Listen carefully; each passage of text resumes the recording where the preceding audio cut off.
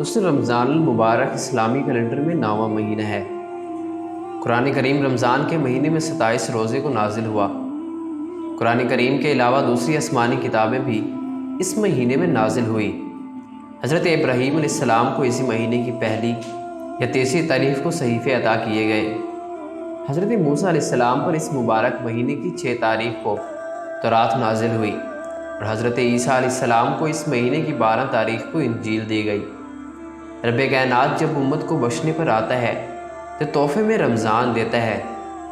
رمضان بہت ہی بابرکت مہینہ ہے۔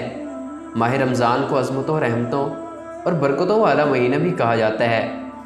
جس طرح دنوں میں جمعے کے دن کو اور آسمانی کتابوں میں قرآن پاک کو فضیلت حاصل ہے، اس طرح 12 مہینوں میں ماہ رمضان کو بہت فضیلت حاصل ہے۔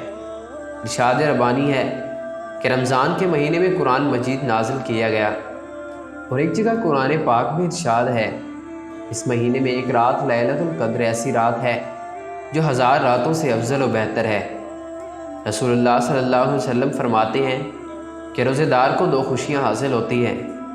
ایک اس وقت جب وہ افطار کرتا ہے تو خوشی محسوس کرتا ہے، اور دوسرا جب وہ اپنے رب سے ملاقات کرے گا تو روزے کا ثواب دیکھ کر خوش ہو جائے گا۔ دوسرے مقام پر رسول اللہ صلی اللہ علیہ وسلم نے فرمایا کہ جس نے اللہ کی رضا کے لیے روزہ رکھا گویا اس نے اللہ کو پا لیا۔ اللہ پاک فرماتے ہیں کہ بندوں کو اس کی نیکیوں کے بدلے جنت دی جائے گی، مگر روزے دار کے لیے صرف اللہ ہے۔ اس طرح ایک اور مقام پر رسول اللہ صلی اللہ علیہ وسلم نے فرمایا کہ جو ایک دن کا روزہ اللہ کی رضا کے لیے رکھے، اللہ اس بندے اور جہنم کے درمیان خندق بنا دے گا۔ ماہ رمضان کے شروع ہوتے ہی شیاطین کو زنجیریں پہنا دی جاتی ہیں، جہنم کے دروازے بند کر دیے جاتے ہیں اور جنت کے دروازے کھول دیے جاتے ہیں۔ حضرت ابو ہریرہ رضی اللہ تعالی عنہ سے مروی ہے کہ نبی کریم صلی اللہ علیہ وسلم نے ارشاد فرمایا کہ جب رمضان کا مہینہ شروع ہوتا ہے تو جنت کے دروازے کھول دیے جاتے ہیں اور جہنم کے دروازے بند کر دیے جاتے ہیں اور شیطانوں کو زنجیریں پہنا دی جاتی ہیں۔ رسول اللہ صلی اللہ علیہ وسلم نے فرمایا کہ اللہ پاک نے واضح الفاظ میں فرمایا کہ میں روزے دار بندوں کی دعا رد نہیں کروں گا۔ دنیا میں تمام مذاہب کے ماننے والے بھی روزے رکھتے ہیں، جس کی نوعیت اور طریقے مختلف ہوتے ہیں، اور وہ روزوں کو ایک اہم عبادت سمجھتے ہیں۔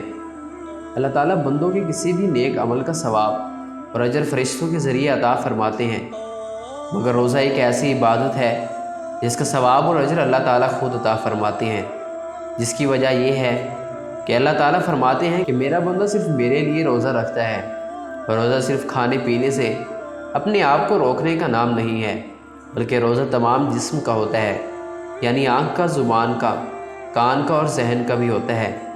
روزے رکھنے سے ہماری جسمانی اور روحانی تمام بیماریوں سے شفا ملتی ہے۔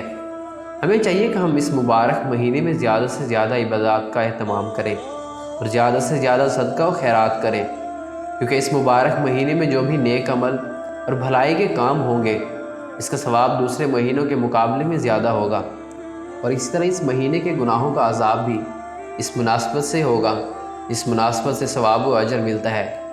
اللہ تعالیٰ ہمیں اس سال بھی ہر سال کی طرح زیادہ سے زیادہ عبادات اور نیک عمل کرنے کی توفیق عطا فرمائے۔